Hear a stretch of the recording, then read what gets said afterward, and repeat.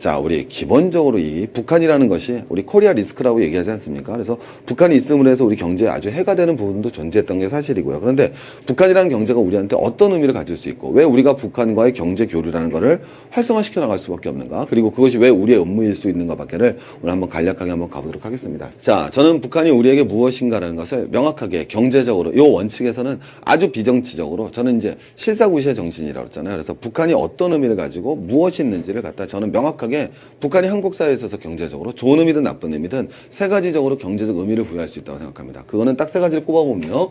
자, 첫 번째 뭐가 되느냐? 바로 내수고요. 자, 두 번째 뭐가 되느냐? 그 다음에 고령화고요. 그 다음에 세 번째는 뭐가 되느냐? 바로 지하자원의 이 세 가지 문제만 명확하게 바라보면 북한의 의미는 딱 들어온다고 생각합니다. 자, 첫 번째, 먼저 제일 재밌는 것부터 한번 가볼게요. 지하자원부터 가보면 되겠습니다. 여러분, 우리는 북한 하면요, 우리 지하자원이 많다라고 얘기하는데 사실 여러분들이 그거에 대해서 명확한 감이 없습니다. 북한의 지하자원은 우리의 상상을 초월합니다. 국민 여러분들이 제가 보여주는 자료를 보시면은 깜짝 놀라서 이게 진짜냐고 많이 물어보실 겁니다. 근데 여러분 한번 인터넷 검색해보면 금방 나오는 겁니다. 사실은. 뭐 우리가 생존경제에서 진행하는 자료들이요. 많이 물어보시는데 어디 뭐 고위공무원 뭐 이런 거 해갖고 뭐 연결돼서 가져오는 자료 하나도 없습니다. 저희 자료 정말로 인터넷하고 뭐 일간지에서 다 뽑는 자료죠. 저희 자료가 뭐 아주 뭐 특수한 곳에서 받고 그런 자료 없습니다. 그리고 실제로 많은 경제학자들도 그런 자료에 의지하는 사람 없어요. 정말로 진정한 경제학자 우리 일상에서도 얼마든지 뽑아올 수 있거든요. 이거 인터넷 금방 검색해 보시면요. 금방 나오는 자료거든요. 북한의 지하자원은 여러분 상상할 규모를 초월합니다. 한번 가보겠습니다. 여러분 먼저 몇 가지만 보여드리겠습니다. 먼저 금부터 가보죠. 금, 제가 개인적으로 굉장히 좋아하는 물품 중에 하나입니다. 그래서 여러분 좋아하지만 별로 있지는 않습니다. 자, 어쨌든 금 가보면요. 매장량 바라보시면 남한이 30톤 있습니다. 이게 1000톤 기준이니까요. 그러니까 30톤이면 굉장히 적은 거죠. 그러니까 금 개념 어떻게 생각하시냐면 이 금이라는 건 화폐의 본질적인 단위죠. 미국이 한 8,000톤 가지고 있습니다. 그래서 전 세계에서 금을 가장 많이 가지고 있는 게 미국이에요. 그 다음에 중국이 1000톤쯤 가지고 있습니다. 최근에 왕창 사들여서. 그래서 미국이 8,000톤을 가지고 미국의 근본이자를 바탕으로 한 달러를 갖다가 무슨 가치, 세계의 무슨 가치라고 그러죠? 우리 기축통화로 만들었던 거거든요. 자, 북한 한번 가보겠습니까? 북한은 여러분 1000에서 2000톤을 가지고 있습니다. 그러니까 중국이 가지고 있는 보유하고 있는 금 보유량보다 더 많은 양이 금에 있는 거예요. 그래서 여러분 가치로 치면 얼마가 되느냐? 억, 10억, 100억, 1000억, 조, 20조, 23조쯤 매장량이 되어 있습니다. 그러니까 금만 해도 20조 이상이 있죠. 근데 여러분 이거는 빙산의 일극입니다. 이게 여러분 왜 재밌냐면요.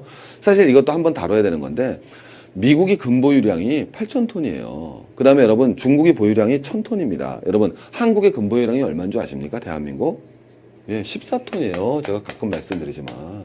이거 엄청난 거죠. 저희 집에만도 14kg가 있습니다. 있었으면 좋겠어요. 예를 들면, 이거 오늘은 자, 여러분 뭐가 되겠습니까? 저희 집에만도 14kg가 있습니다. 그러니까 여러분, 이게 엄청나게 적은 양이죠. 근데 여러분, 북한의 금 매장량이 약 1000에서 2000톤 정도 매장이 됩니다. 그러니까 굉장히 많은 양이에요. 자, 근데 여러분, 이거는 귀엽습니다. 여러분 쭉 가시다 보시면요. 표가 여러분 갑자기 숫자가 이상해지는 게 있죠. 여러분 뭐가 되겠습니까? 석회석입니다. 석회석은 여러분 뭐가 되느냐? 자, 억원, 가치로만 가볼게요. 뭐 매장량이 얼마나 커갖고 뭐, 보지도 못하겠습니다.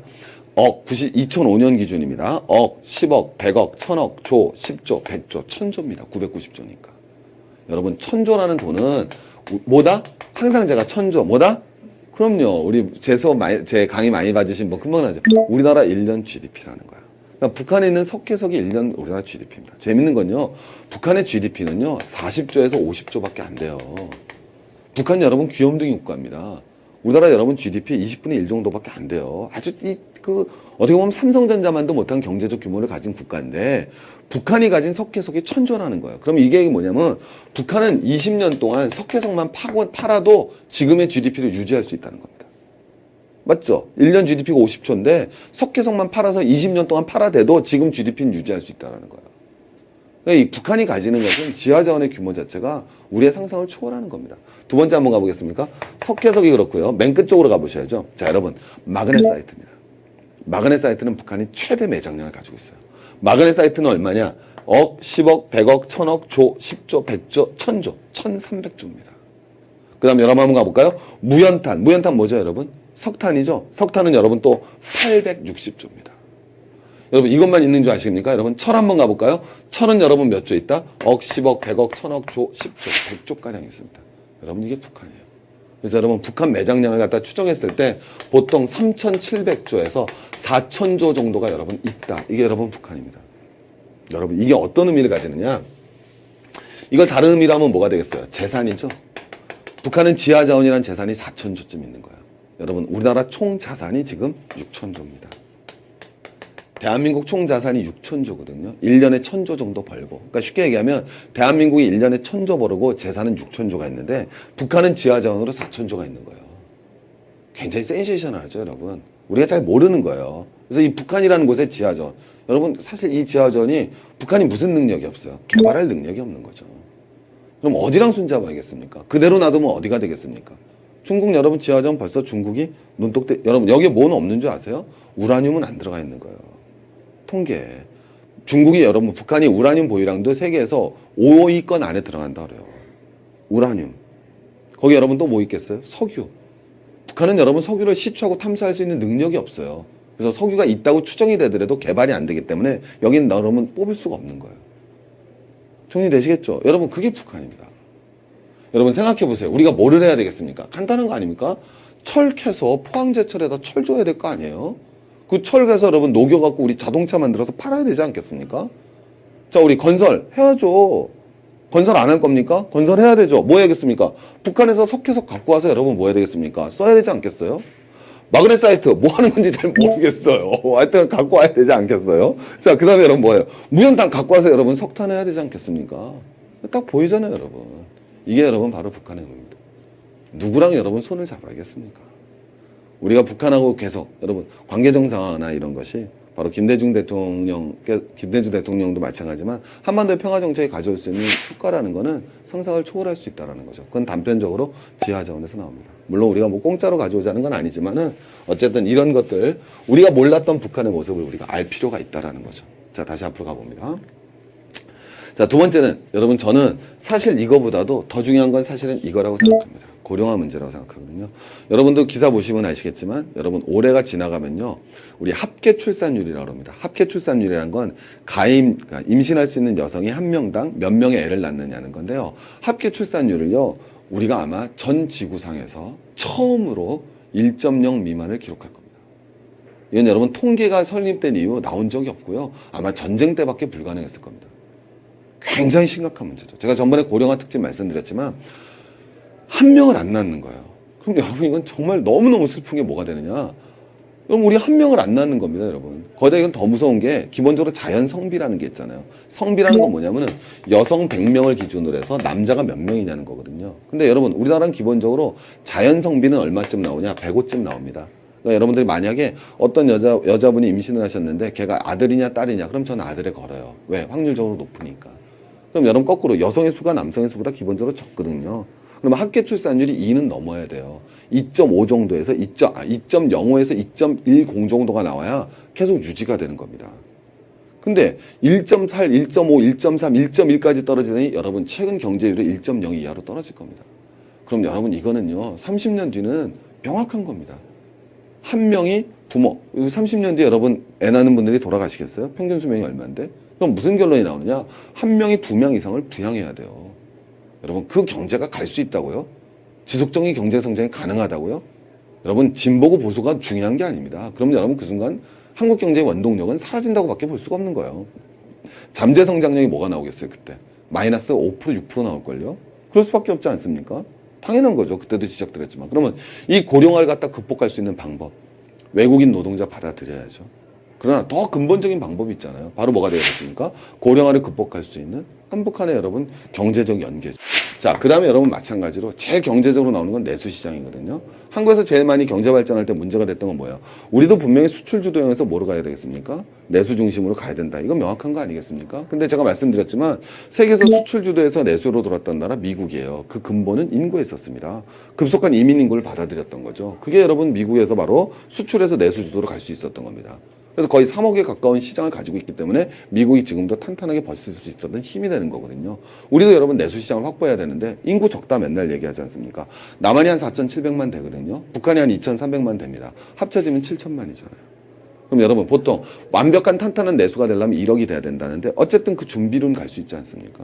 그러니까 이 북한이 가지는 이 기본적인 거는 커다란 기본적으로 뭐가 돼요? 내수시장. 두 번째는 고령화를 극복할 수 있는 노동시장이죠. 특히 북한의 노동력이 가지는 효과라는 건 굉장한 거죠. 여러분들이 아시겠지만 개성공단에서 지불받는 노동자의 임금이요. 북한 내에서 50불에서 70불입니다. 그럼 여러분 말이 한 달 월급이 50불에서 70불이지 10만 원이거든요.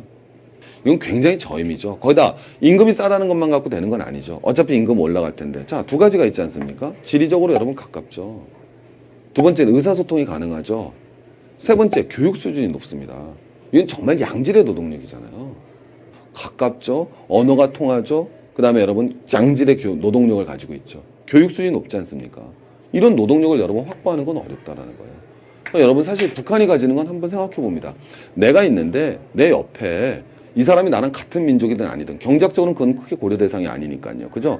근데 내 옆에 국가가 있는데 이 국가가 한국의 남한의 경제의 특징이 뭡니까? 남한 경제 문제점을 해결할 수 있는 대안이 된다는 거예요. 남한 경제 문제점 뭡니까? 수출 주도형 발전 아닙니까? 내수가 기부가 부족하지 않습니까? 그 다음에 최근에 뭐가 되겠어요? 노동력의 위기가 오고 있지 않습니까? 그 다음에 가지고 있는 지하 자원이 없다라고 우리 어렸을 때부터 배웠죠. 왜 먼 곳에서 그 답을 찾을 필요가 있습니까? 우리 옆에 있지 않습니까? 지하 자원 있죠? 양질의 노동력 있죠? 고령화 문제 메꿔 나갈 수 있죠? 내수시장 확보할 수 있죠? 여러분 이 문제를 갖다 해결하지 못한다는 것, 이 자체는 여러분 문제가 될 수밖에 없죠. 저는 지금 북한의 정치체계나 남한의 정치체계를 얘기하는 것과는 별도의 문제에 접근하는 겁니다. 오케이? 순수하게 북한이 가지는 의미가 무엇인지를 우리가 21세기 경제 전환의 시대에는 다시 한번 인식하고 들어가야 된다는 겁니다. 그 다음에 가보겠습니다. 그래서 남북한의 경제적 그런 거 말할 것도 없이 뭐가 되겠어요? 코리안 리스크를 제거할 수 있죠. 저도 여러분 예전에 보면은 한국 주가 잘 안 올라가지 않습니까? 근데 안 올라가는 이유에 몇 가지가 딱 들어간다고요. 회계의 불투명성이라든가. 근데 사실 요새는 회계의 불투명성이 오히려 우리가 미국한테 할 말이지 사실 우리가 들을 말은 아니란 말이에요. 우리도 뭐 불투명 아직 완벽하다고 얘기할 수는 없지만은 회계의 불투명성이라든가 또 뭐 어떤 점이 있었습니까? 코리아 리스크 돌아버리잖아요. 사실 코리아 리스크가 굉장히 클 수밖에 없는 게 사실 전쟁이 뭐 날이라고 살 생각 안 하죠. 우리 입장에서야. 근데 사실 1994년 뭐 전쟁 일보 직전까지 갔다 오르지만 우리는 사실 잘 못 느끼지 않습니까? 그리고 뭐 전쟁이라는 게 또 쉽게 일어나는 건 아니지만 어쨌든 계속 코리아 리스크를 감내하고 가야 되는데 코리아 리스크를 제거할 수 있죠. 여러분 제가 한 게 아니라 현대경제연구원이라는 곳에서 이런 표현을 했죠. 통일 비용이 4조가 지출되는, 우리가 이제까지 예를 들면 남북한하고 교류 활성화하는데 뭐 그것이 이제 편법으로 갔던 방법, 이것들에 대해서는 충분히 비판을 받아야겠죠. 국민적 합의가 없이 갔던 거니까. 어쨌든 비용이 한 4조. 저는 순수하게 경제적으로만 접근하려고 하는 겁니다. 제가 이 생존 경제 진행하면서 굉장히 어려운 게, 저는 이 경제는 경제의 논리로 가야 된다고 생각하거든요. 제가 개인적으로는 저는 전공을 경제학을 안 했잖아요. 우리 많이 보시면 아시겠지만 제가 경제학 사회학을 했는데 전 칼 마르크스도 좋아하지만 막스 베버도 좋아합니다. 네, 막스 베버는 학자로서의 위치를 잃지 않았거든요.